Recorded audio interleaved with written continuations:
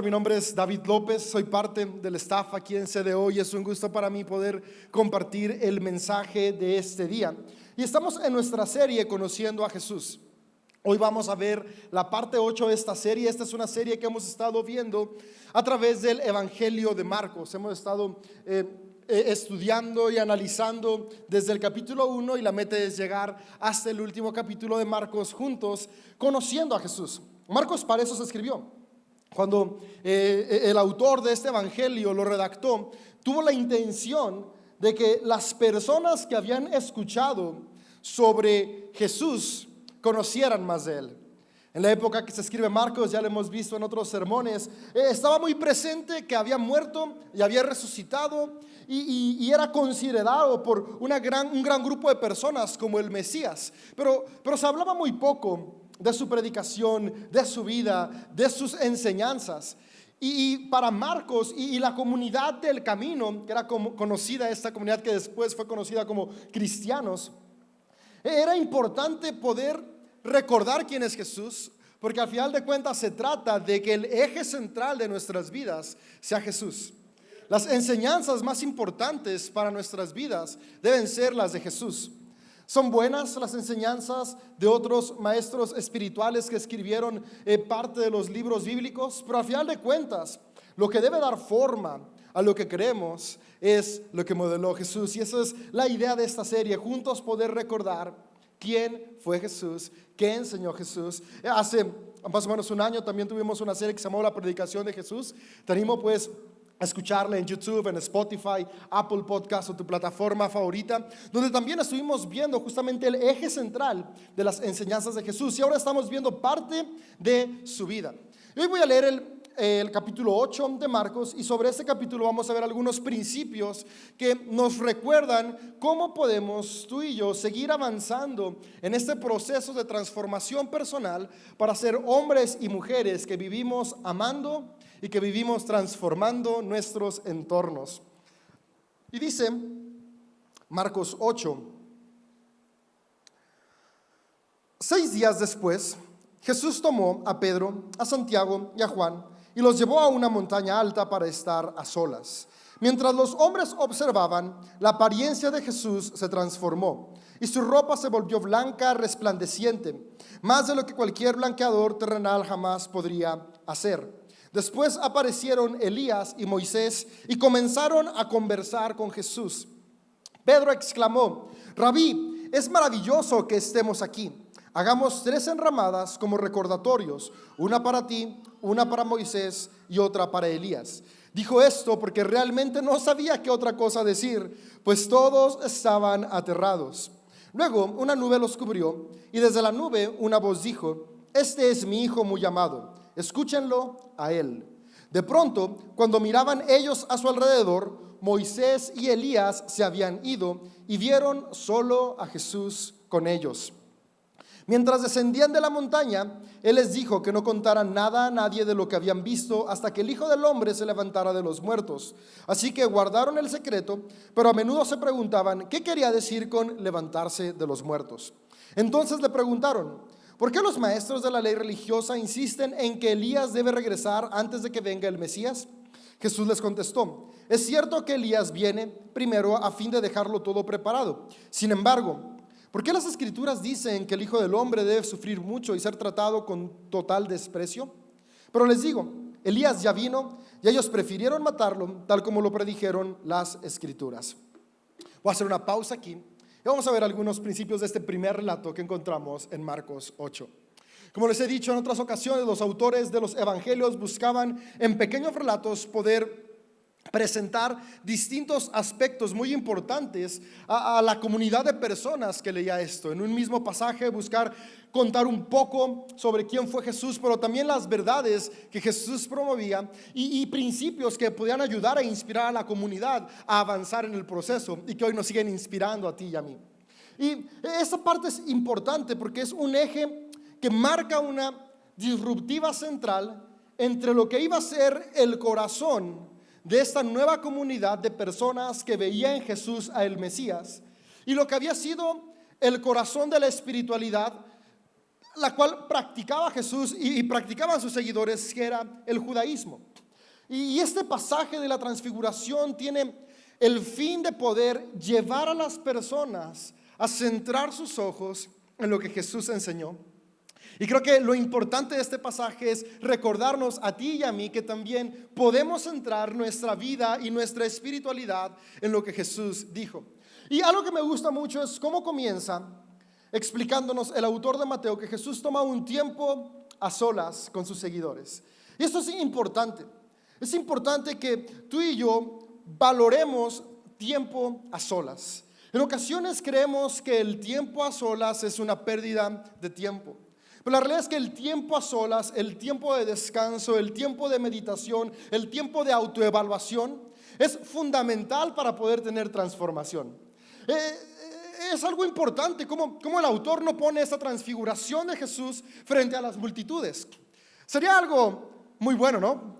O sea, toda la gente simplemente estaría 100% convencida de lo que Jesús decía hacer si esto hubiera sucedido durante la alimentación de los 5,000 hombres y más mujeres y niños, o sea, como 20,000 personas, que para la época del siglo I esto era literalmente una multitud innumerable. Si hoy en día estar con 20,000 personas es como de demasiado, pues hace 2100 años era aún más increíble tener a tanta gente. Que Jesús hubiera hecho esto frente a tanta gente hubiera sido algo, podríamos decir, muy bueno para lo que Jesús quería hacer, o creemos en ocasiones que quería hacer. Sin embargo, algo que podemos ver en Jesús es que Jesús buscaba mucho la transformación uno a uno. Porque si somos honestos, es en comunidad que nos inspiramos. Por eso son buenas las reuniones en comunidad. Pero es en lo individual que somos transformados. Es en la comunidad donde podemos escuchar algo que nos lleve a comenzar a pensar, a replantear y a buscar hacer algo diferente. Pero lo diferente sucede cuando nos damos tiempo como individuos de transformar nuestra mente, de transformar nuestros pensamientos, de transformar lo que nos mueve. Y es justo en este momento a solas que pueden ver esta transformación de Jesús. Y si ponemos un poco de atención cuando leemos los evangelios, podemos ver que estos momentos a solas son cuestiones periódicas que podemos leer en los relatos. Constantemente Jesús buscaba tiempo a solas podríamos decir con 2 o 3 de sus discípulos, ni siquiera con todos. Tiempo a solas con un poquito más de sus seguidores y también tiempo en comunidad. Y es que es importante que busquemos este equilibrio en nuestras vidas, pero que veamos la importancia de que la transformación sucede en lo individual. Transformación sucede en lo individual para después llevarme a poder inspirar en comunidad.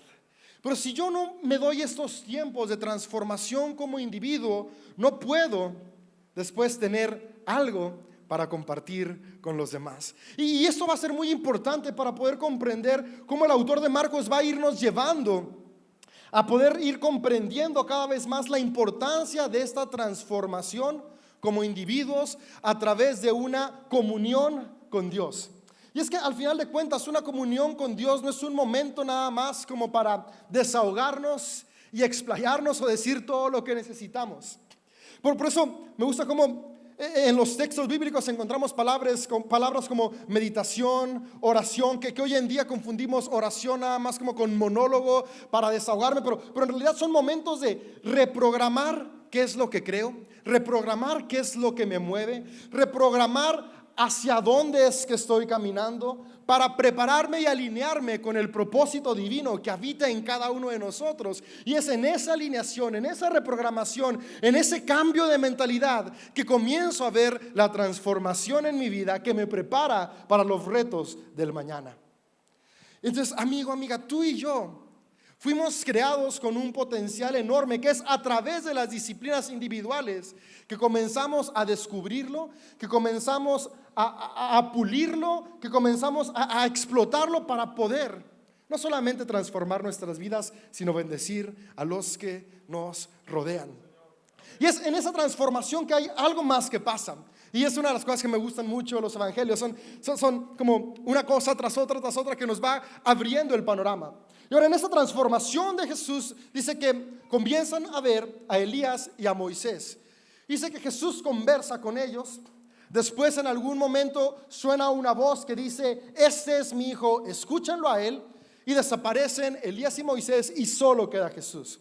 Y esto es importante, y era muy importante para los primeros seguidores de esta espiritualidad basada en las enseñanzas de Jesús.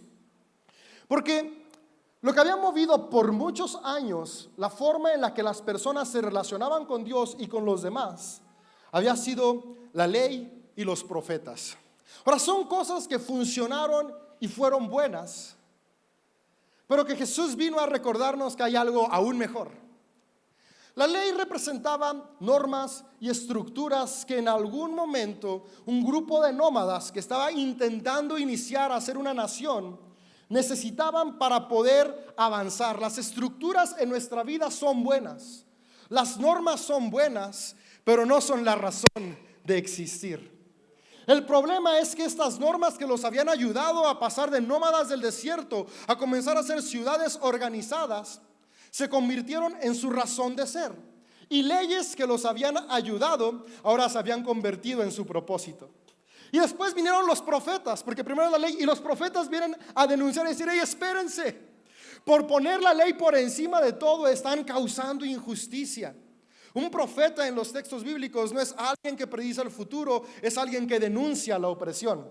Y si leemos con detenimiento a los profetas que encontramos en los textos bíblicos, siempre estaban denunciando la opresión que vivían las personas a causa del egoísmo, del orgullo y de utilizar la ley como una herramienta para oprimir en lugar de una herramienta para poder crecer y avanzar juntos. Pero después esta denuncia terminó convirtiéndose en un espíritu de juicio. Hay mucha diferencia entre buscar justicia y querer juzgar. Son dos cosas diferentes. Y al final de cuentas, la intención que mueve a cada uno de nosotros es lo que nos lleva a buscar justicia o a juzgar. Juzgamos cuando nos sentimos en un lugar mejor. Tengo una mejor moral, tengo una mejor educación, tengo una mejor espiritualidad, tengo más años, el género al cual pertenezco tal vez es mejor por ideas X, Y o Z, y por eso yo puedo decir si tú o tú estás bien, estás mal y tienen que cambiar. Eso es juicio. Justicia es: veo que algo está oprimiendo a otros y yo me involucro para que esa opresión desaparezca. El juicio es movido por egoísmo. La justicia es movida por amor.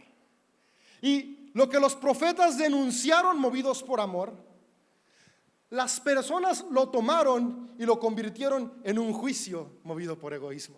Entonces, esto que nos narra Marcos es Jesús, que es la representación del amor en su plenitud, porque Dios es amor, por lo tanto Jesús viene a mostrar el amor. Está dialogando con la ley y los profetas. Moisés representa la ley, Elías representa a los profetas. Entonces, Jesús no está callando a la ley y los profetas, porque incluso podemos ver más adelante, no vino a abolirlo, sino vino a cumplirlo. Está dialogando con la ley y los profetas, porque viene a recordarnos que si bien estructuras y normas son necesarias y justicia es indispensable, estructuras y normas solo van a poder traer justicia cuando el amor es lo que mueve. Jesús en el centro, recordándonos que si no está el amor por sobre todas las cosas, de nada sirve la ley y de nada sirven los profetas. Por eso después dice que cuando baja esta voz dice: escúchenlo a él. No dice escúchenlos a ellos, porque al final de cuentas la voz que debe resonar en nuestro corazón es la voz del amor. Lo que debe mover nuestras intenciones, lo que planeamos, lo que creemos, a dónde queremos avanzar, debe ser el amor. Y ese amor nos lleva a abrazar estructuras. Ese amor nos lleva a tomar leyes. Ese amor nos lleva a buscar la justicia, pero ya como herramientas y no como medios. Lo que había hecho de la espiritualidad judía un método de opresión fue olvidar el amor. Y desafortunadamente como seres humanos constantemente nos tiende a pasar eso. Y no solo en las cuestiones de espiritualidad, también en la familia. Cada familia comienza porque un par de personas estaban enamorados. Y pasa el tiempo y las normas y las reglas y cómo debe pasar todo parece que cobra más fuerza que en el amor con el que comenzó la relación. Y cuando vienen los hijos para comenzar a hacer crecer la familia, está esta ilusión de, vamos a tener un bebé, y llega el bebé y después como que se nos olvida esa ilusión y las normas de cómo debemos de criarlo, cómo debe de ser, a dónde no se debe de subir, a dónde sí, cómo se va a vestir, cómo se va a peinar. Y las reglas y las normas parecen que opacan ese amor con el que algo comenzó. Y en este pasaje, el autor de Marcos nos recuerda que Jesús siempre puso el amor por encima de todo. Y es la invitación que tú y yo tenemos el día de hoy, que el amor siempre esté por encima de todo. No es que eliminamos las demás cosas, por eso Jesús está conversando con ellos en este pasaje, pero es que el amor siempre debe prevalecer. Si algo me lleva a oprimir, tengo que replantearlo, porque quiere decir que hay una norma sin amor. Si estoy comenzando a juzgar cuando veo alguna situación complicada, quiere decir que no hay amor, porque el amor busca la justicia y no el juicio. Yo creo que es algo que podemos comenzar a evaluar cada día en nuestras vidas. Cuando busco establecer normas desde el lugar de autoridad que tengo como padre, madre, jefe, encargado, whatever, ¿lo hago desde el amor o desde el egoísmo? Cuando veo una circunstancia complicada, problemas de pareja en mis vecinos, problemas en mi propia pareja, en mis hijos, en mi persona, lo veo desde la búsqueda de justicia, que es decir, buscar un cambio donde yo pueda contribuir, o lo veo desde el juicio donde, es que esto haces mal y por eso estás así. Esa es la invitación de este pasaje, que el amor nos mueva para cambiar el juicio por justicia, y que el amor nos mueva para cambiar leyes que oprimen por estructuras que construyen. Y creo que como seguidores de Jesús debemos preguntarnos constantemente, ¿estamos obedeciendo esta voz celestial que resonó? Escúchenlo a Él o no. ¿Escuchamos más a Pablo que a Jesús? ¿Escuchamos más a Timoteo que a Jesús? ¿Escuchamos más a Josué, a Jueces y los demás autores de los demás libros que a Jesús? Muchas veces pareciera que sí. Y hoy es un buen día para que no desechamos lo demás, pero escuchamos todo a través del filtro de Jesús, y eso cambia por completo las cosas, cambia por completo nuestra espiritualidad.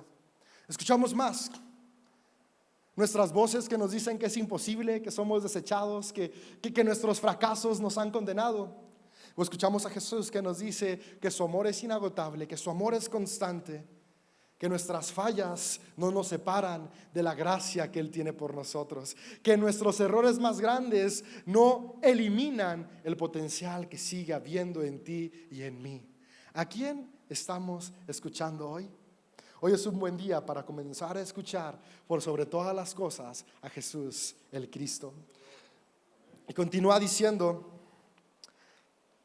este pasaje, dice el verso 14: cuando regresaron donde estaban los demás discípulos, vieron que los rodeaba una gran multitud y que algunos maestros de la ley religiosa discutían con ellos. Cuando la multitud vio a Jesús, todos se llenaron de asombro y corrieron a saludarlo. ¿Sobre qué discuten?, preguntó Jesús. Un hombre de la multitud tomó la palabra y dijo: Maestro, traje a mi hijo para que lo sanaras. Está poseído por un espíritu maligno que no le permite hablar, y siempre que este espíritu se apodera de él, lo tira violentamente al suelo y le echa espuma por la boca, rechinando los dientes, y se pone rígido. Así que le pedí a tus discípulos que echaran fuera el espíritu maligno, pero no pudieron hacerlo. Jesús les dijo: gente sin fe, ¿hasta cuándo tendré que estar con ustedes? ¿Hasta cuándo tendré que soportarlos? Tráiganme al muchacho. Así que se lo llevaron. Cuando el espíritu maligno vio a Jesús, le causó una violenta convulsión al muchacho, quien cayó al piso retorciéndose y echando espuma por la boca. ¿Hace cuánto tiempo que le pasa esto?, preguntó Jesús al padre del muchacho. Desde que era muy pequeño, contestó él. A menudo el espíritu lo arroja al fuego o al agua para matarlo. Ten misericordia de nosotros y ayúdanos si puedes. ¿Cómo que si puedo?, preguntó Jesús. Todo es posible si uno cree. Al instante el padre clamó: sí, creo, pero ayúdame a superar mi incredulidad. Cuando Jesús vio que aumentaba el número de espectadores, reprendió al espíritu maligno. Escucha, espíritu que impides que este muchacho oiga y hable. Digo, te ordeno que salgas de este muchacho y nunca más entres en él. Entonces el espíritu gritó, le causó una convulsión violenta al muchacho y salió de él. El muchacho quedó como muerto. Un murmullo recorrió la multitud. Está muerto, decía la gente. Pero Jesús lo tomó de la mano, lo levantó y el muchacho se puso de pie. Más tarde, cuando Jesús quedó a solas en casa con sus discípulos, ellos le preguntaron, ¿por qué nosotros no pudimos expulsar ese espíritu maligno? Jesús contestó, esa clase solo puede ser expulsada con oración. Algunos manuscritos tardíos agregan con oración y ayuno. Y ahorita tal vez alcance a contarles por qué cambiaron ahí con el pasar del tiempo. Pero esta historia es buena porque tiene varias capas importantes, pero creo que una de las capas que más debemos llevarnos el día de hoy es que la fe crece en la duda. Porque en nuestro día a día tendemos a descartarnos cuando nos cuesta trabajo creer. Y como nos descartamos porque nos cuesta trabajo creer, se formula en nosotros el pensamiento de, como no creo por completo, entonces no puedo. Y una realidad es que lo que pensamos modela cómo vivimos. Nuestros pensamientos son los cimientos de nuestra realidad. Al final de cuentas, lo que pensamos determina lo que creemos y lo que creemos determina cómo actúo y cómo actúo construye mi vida. Para poder cambiar los resultados que hoy tengo en mi vida, tengo que ir un paso atrás y cambiar lo que creo. Y para cambiar lo que creo, tengo que ir un paso atrás y cambiar lo que pienso. Y una de las frases que más me gusta de este pasaje es la frase del padre de este hijo con problemas. Es, sí creo, pero ayúdame a superar mi incredulidad. Es una paradoja, podríamos decirlo. Pero es una paradoja que necesita ser parte de nuestras vidas, porque al final de cuentas, la fe solamente puede crecer en la incertidumbre. Si no hay incertidumbre, no necesitamos fe, porque hay certezas. Y la fe no es solamente creer, por eso me encanta, la fe es todo este proceso de lo que pienso, lo que creo y lo que hago. Entonces yo puedo estar en un momento de incertidumbre, donde necesito que se ayude mi incredulidad, pero al mismo tiempo estar creyendo, es decir, controlando lo único que siempre puedo controlar, que son mis pensamientos.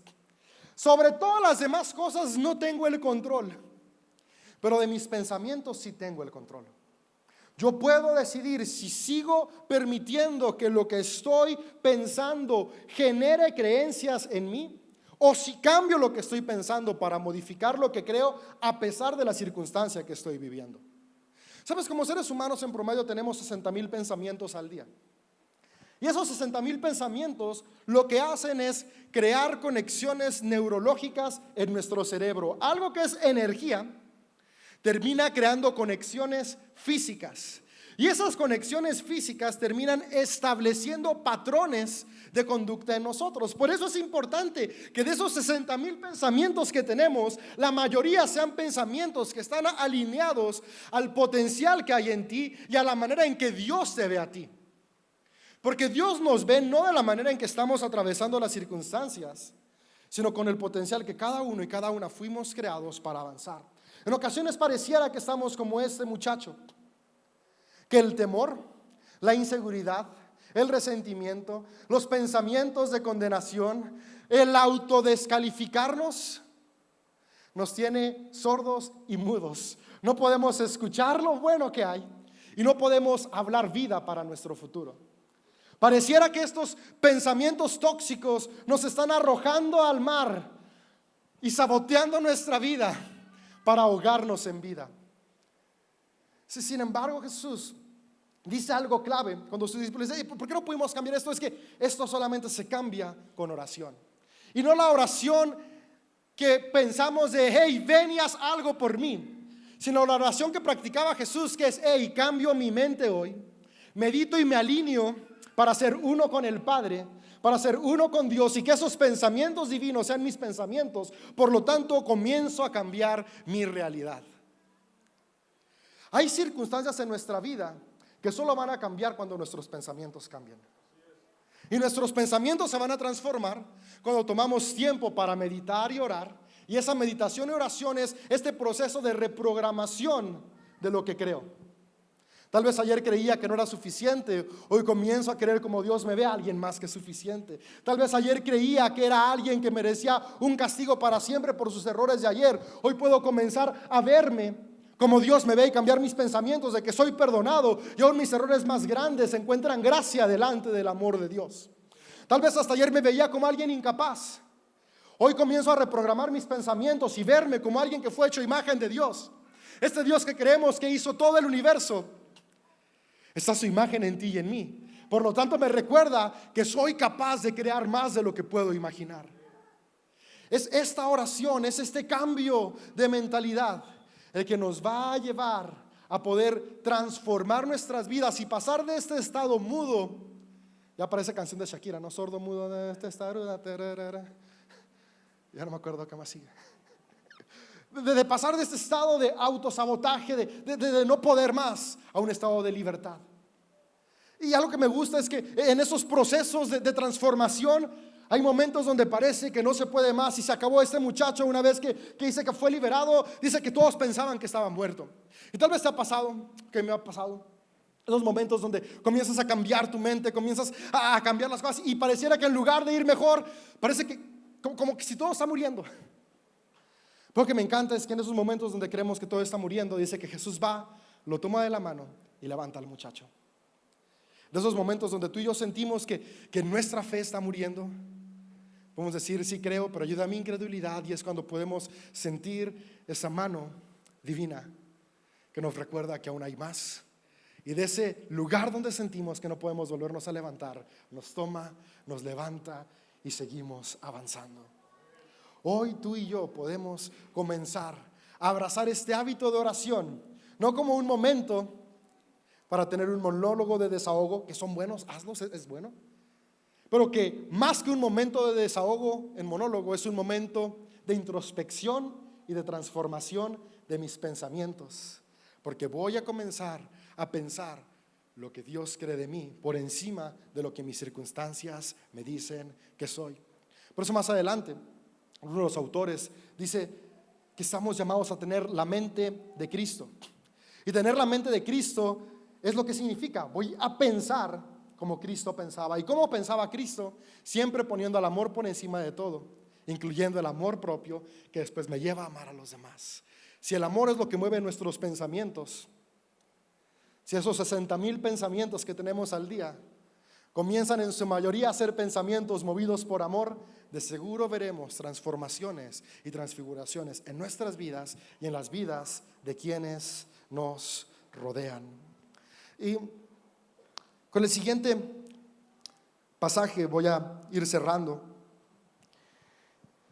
Dice, después de llegar a Capernaum e instalarse en una casa, Jesús preguntó a sus discípulos que venían conversando en el camino, pero no le contestaron porque venían discutiendo sobre quién de ellos era el más importante. Jesús se sentó y llamó a los 12 discípulos y les dijo, quien quiera ser el primero debe tomar el último lugar y ser el sirviente de todos los demás. Entonces puso a un niño pequeño en medio de ellos y tomándolo en sus brazos les dijo, todo el que recibe de mi parte a un niño pequeño como este me recibe a mí. Y todo el que me recibe, no solo me recibe a mí, sino también a mi Padre, quien me envió. Y es que al final de cuentas es parte natural de los seres humanos ver quién es primero. Pero buscar quién es primero siempre está movido por el querer sentirme superior a los demás. Ahora, vuelvo a decir, estructuras son buenas. Por ejemplo, en casa, los hijos necesitan saber que papá y mamá ponen estructuras. Si no hay estructuras, pues es un caos. Pero al final de cuentas es muy diferente saber que en este momento mi labor en la sociedad en la cual estoy, que es mi familia, mi trabajo, la iglesia, es la de generar estructuras. No me hace valer más que mis hijos que están aprendiendo. Ahí está la diferencia. Valemos todos igual, aunque tenemos diferentes funciones. Y lo que los seguidores de Jesús era, a ver, todos somos tus seguidores, pero ¿quién de nosotros vale más? ¿Quién es más importante? Y seguramente todos pensaban yo, Porque todos pensamos eso de nosotros. Y Jesús dice ahí, espérense, espérense. Y la cosa es que en la cultura de Jesús el más importante no hacía nada. Entre más importante hacías, menos eras y más oprimías. Entonces seguramente Pedro estaba pensando, yo ya tengo ganas de que los demás me preparen el desayuno. Y seguramente Mateo estaba pensando, yo ya tengo ganas de que otro sea el que haga las cuentas cuando vamos a la tienda. ¿Por qué siempre tengo que ser yo? Nomás porque era el que trabajaba en Hacienda. Y comenzaban a ver, ¿cómo puedo hacer menos para obtener más? Que dice, no, espérense.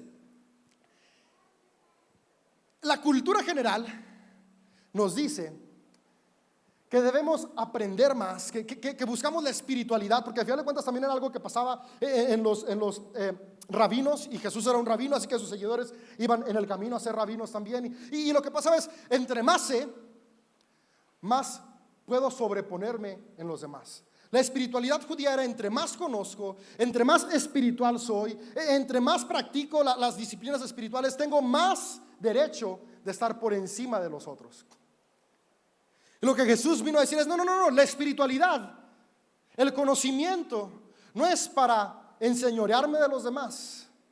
El conocimiento, el aprendizaje, la conexión con lo espiritual es para servir a los demás. No conozco más para sentirme mejor. No aprendo más para poder oprimir a otros. Conozco más y aprendo más para ver cómo puedo bendecir a más. Y es lo que Jesús dijo. Así que amigo, amiga, es bueno aprender. Es bueno desarrollarnos en distintas áreas. Es bueno ir avanzando, pero que cada avance de nuestra vida siempre tenga como propósito este crecimiento personal. ¿Cómo me va a hacer un mejor padre, un mejor esposo, una mejor madre, una mejor esposa? ¿Cómo me va a hacer un mejor vecino? ¿Cómo me va a hacer un mejor colaborador en mi trabajo? ¿Cómo me va a volver un mejor ciudadano del país en el que estoy? Que cada avance en nuestra vida sea para servir, porque no hay mejor liderazgo que podemos seguir que el liderazgo de Jesús, y es un liderazgo a través del servicio, porque es un liderazgo movido por amor, y el amor, la única manera que tiene de manifestarse a los demás es a través de acciones que bendicen. Así que de este pasaje podemos aprender esto. Y en lo que terminan de pasarles los elementos de la comunión, dice el verso 38: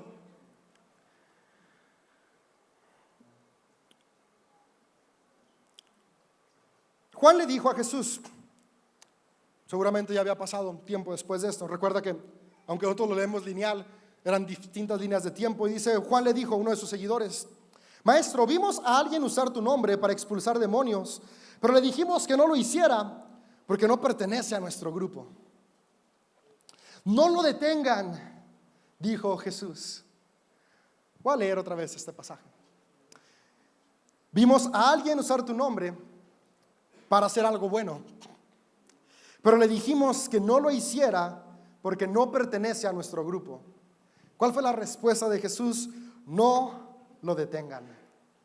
Nadie que haga un milagro en mi nombre podrá luego hablar de mí. Todo el que no está en contra de nosotros está a nuestro favor.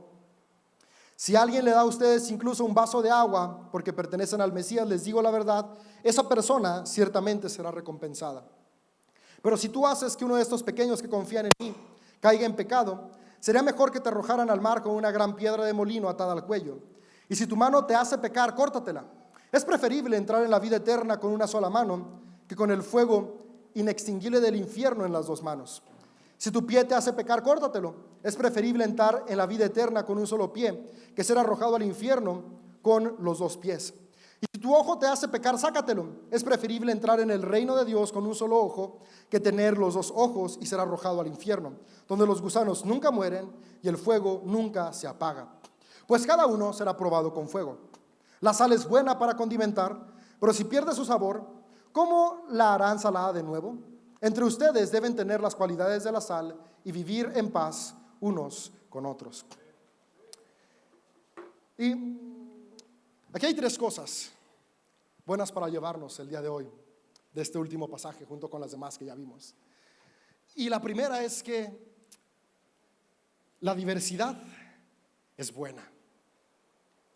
Los seguidores de Jesús estaban enojados porque había alguien que no era de su grupo que también estaba haciendo el bien en nombre de Jesús. Es decir, a través del amor estaba haciendo bien a otros, pero no pertenece a nuestro grupo. No cree lo mismo que nosotros, no va al mismo lugar, no tiene nuestro mismo sistema de creencias. Jesús, eso está mal. Jesús, no los detengas. Es una invitación a la unidad en la diversidad. ¿Cuántas veces construimos murallas a personas que están haciendo el bien, pero que no son idénticas a nosotros, que no son de nuestro grupo, que no son de nuestra denominación, que no son de nuestro credo? Y comenzamos a decir, Dios los va a condenar a ellos. La invitación de Jesús es: cualquier cosa que esté construyendo a través del amor, no lo detengamos. Construyamos puentes. Y es que lo triste es que no solo pasa a nivel macro, también pasa a nivel organizaciones como CDO, o a nivel familia, donde papá o mamá o el hijo o la hija creen distinto y tal vez es para contribuir, para avanzar, pero como no es igual como yo quería que pasara, no puede pasar. Que el egoísmo no nos lleve a frenar el crecimiento de otros, que podamos tener unidad en el amor y permitir la diversidad de seres humanos. ¿Sabes? La creación es un mismo reflejo de Dios, y en un bosque hay de todo tipo de árboles diferentes, unos más grandes, unos más chiquitos, unos que dan fruto, otros que no dan fruto, pero todos toman el dióxido de carbono y lo transforman en oxígeno. Los seres humanos somos distintos, y por más que queramos forzarnos a ser uniformes, eso no se puede. La uniformidad es un producto de la opresión, y Jesús vino a destruir la opresión. Pero en medio de esa diversidad, todos podemos producir oxígeno a nuestro mundo, es decir, producir acciones movidas por amor que transformen nuestro entorno. Y justamente después de decir esto es que Jesús hace algunas afirmaciones donde dice: si tu mano te hace pecar, mejor córtatela. Si tu pie te hace pecar, mejor córtatelo. Si tu ojo te hace pecar, mejor sácatelo, porque es mejor no tener estos miembros y no ir al infierno. Es mejor disfrutar la vida eterna. Y no está hablando de forma literal. Desafortunadamente algunas personas lo han tomado literal y han cometido tonterías. Pero tenemos que ver que Jesús hablaba en metáforas para explicar cosas importantes. La mano es nuestras acciones. Si tus acciones están llevando a oprimir a otros y a desviarte de esta unidad en amor, corta esas acciones. Los pies son los que mueven nuestro destino. Si tus propósitos y tus metas te están llevando a un lugar donde se levantan barreras en lugar de construir puentes, cambia esos propósitos. Nuestros ojos es la visión, a dónde vamos, lo que nos llena. Es por donde entra, pero también a donde visualizamos. Si lo que hoy estamos consumiendo nos está llevando a levantar paredes, mejor sácalo. Si lo que hoy estoy viendo es estas ideas excluyentes, esas ideas egoístas de yo soy mejor que los demás, mejor sácatela, porque eso te va a hacer terminar en el infierno. Ahora, algo muy importante es, cuando tú y yo leemos infierno, pensamos algo muy diferente a lo que Jesús pensaba. En 2000 años han cambiado un montón los significados de las palabras. Y es que en griego ni siquiera viene la palabra infierno, viene la palabra Gaena, que después en algún momento los traductores pusieron infierno. Pero lo que significa Gaena es el valle de Ben Hinnom. Y el valle de Ben Hinnom era el basurero de Jerusalén. Y la basura se quemaba y ahí llevaban a los animales muertos, y por eso siempre estaba en llamas este lugar. Cuando Jesús dice: es mejor que te cortes una mano y no termines en el Gaena, es decir, y no termines en el valle del basurero, donde siempre hay gusanos y siempre hay fuego porque siempre se está quemando la basura, está diciendo: si tus propósitos siguen siendo movidos por egoísmo, vas a terminar echando a la basura tu vida, echando a la basura tu familia, echando a la basura el potencial que tienes. Y donde tú y yo leemos vida eterna, la palabra que viene en este pasaje es vida abundante. ¿Y por qué es importante esto? Porque cuando leemos vida eterna tendemos a pensar en el más allá, pero Jesús está hablando del más acá. Y dice: si tú no cambias tus acciones, tus procesos, tu visión, lo que consumes, te vuelve más egoísta, vas a terminar echando tu vida a la basura. Esta vida que hoy tienes, vas a terminar llevando a tu familia a la basura, esta familia que hoy tienes. ¿Por qué mejor no te deshaces de todo eso y vives una vida plena aquí y ahora, donde la abundancia del amor divino puede fluir a través de ti. Qué diferente se lee el pasaje cuando vemos lo que Jesús estaba diciéndole a las personas. Y después dice algo increíble y dice, habla sobre la sal y dice, todos van a ser probados en fuego. Y eso es como de, pensamos siempre en las pruebas, pero no, lo que se refiere Jesús está hablando de un fuego que quema basura. Y después, en la época de Jesús no había refrigeradores. La comida se preservaba con sal y la sal cocina, quema los alimentos. Y lo que él está diciendo ahora es, ok, si tú vives por egoísmo, te quemas por la injusticia y la opresión de esta vida. Pero si tú vives por amor, te cocinas, te preservas. El fuego es el fuego de la sal que te va a hacer durar para bien, que va a quemar las bacterias, los microbios, es decir, los pensamientos y las acciones negativas, para poder avanzar. Y después dice, ustedes tienen que ser como la sal. Y esta es la parte que más me gusta, porque la sal, para poder cobrar efecto, tiene que disolverse. La sal, cuando estás cocinando y una vez que terminas de hacer, no sé, el bistec, la carnita asada, los chilaquiles, cuando lo sirves en el plato no ves los granos de sal, pero cuando comes el alimento sabe que tiene sal. Cuando tú, no sé, estás preparando una limonada que la quieres saladita, no dulce, le pones poquita sal, le meneas, no lo ves la sal, pero le tomas y es de, ay, para este calor de lujo. Porque la sal cobra efecto cuando se disuelve. En ocasiones creemos que el amor divino, conectar con Dios, de espiritualidad, es para aislarme. Pero dice Jesús, ustedes van a transformar el mundo cuando se disuelven con el mundo. Y a veces nos esforzamos tanto por ser tan diferentes en lo externo que terminamos fuera y se ven los granotes de sal, pero sin estar preservando ni cambiando el sabor de nada. La invitación de Jesús es sean uno. Por eso es mi oración, es que sean uno. No dijo que sean uno los que creen de una misma manera. Es, Padre, que todos sean uno. Pues cuando tengo la capacidad de disolverme con mi entorno, amando, transformo. De nada sirve la sal si no está donde es necesaria. Que el día de hoy tú y yo podamos estar dispuestos a estar amando a aquellas personas que más lo necesitan, tumbando barreras y construyendo muros. Y hoy es primer domingo de mes y celebramos la comunión. Y es que Jesús hablaba de la sal porque así como nosotros estamos llamados a disolvernos, vamos a amar y a sabernos amados cuando comprendemos que también el amor de Dios es como la sal que se ha disuelto en nosotros. Ya está ahí. A veces no la vemos, pero ahí está. Que el día de hoy, cuando tomemos el pan y el vino como el cuerpo y la sangre de Cristo, podamos saber que así como entran en nuestro cuerpo y se hacen uno con nosotros estos elementos tangibles. Por eso son importantes estos simbolismos, porque esto lo siento y lo veo, para recordarme que así como siento y veo este pan y este vino, así está el Espíritu de Dios en mí, siendo uno. Y cuando sienta que no valgo, voy a recordar, soy uno con el Espíritu de Dios, por lo tanto valgo más de lo que imagino.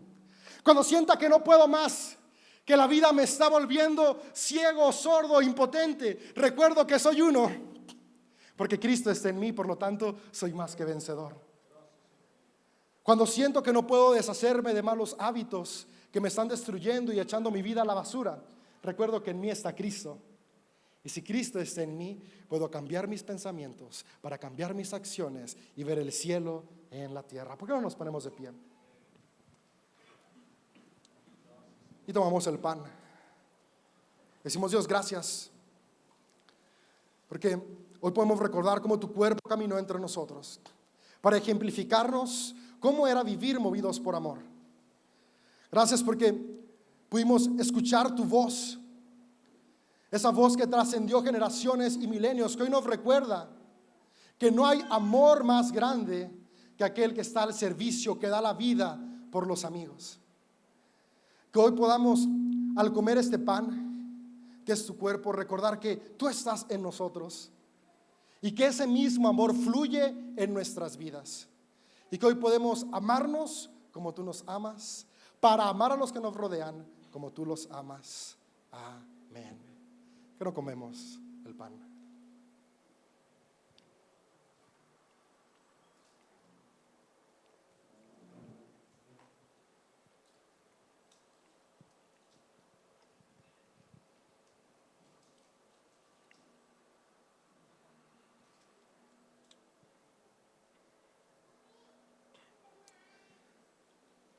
Y Jesús, gracias porque no solo modelaste tu vida, sino que el mismo espíritu que te movió hoy está en nosotros. Y es lo que tu sangre derramada representa, esa sangre que te dio vida mientras estabas en esta tierra, la representación de ese espíritu que te movió y que hoy nos mueve. Que al hoy tomar este fruto de la vid podamos recordar que ese Espíritu Santo está en cada uno de nosotros y nosotras, para equiparnos, para impulsarnos, para consolarnos, pero sobre todas las cosas, para llevarnos a vivir vidas movidas por amor que transforman nuestro entorno. Gracias por esa sangre que es un símbolo de amor incondicional. Que hoy podamos recordarlo de esa misma manera, sabiéndonos amados sin condición, para amar a otros sin condición. Tomemos el vino.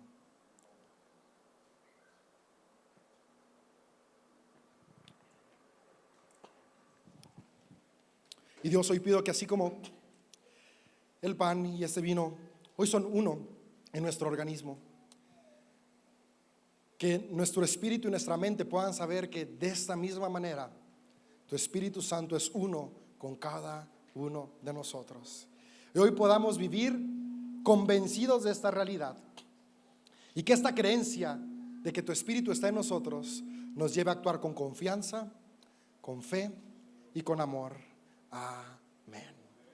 Que tengan un excelente domingo y vamos a ser más como Jesús.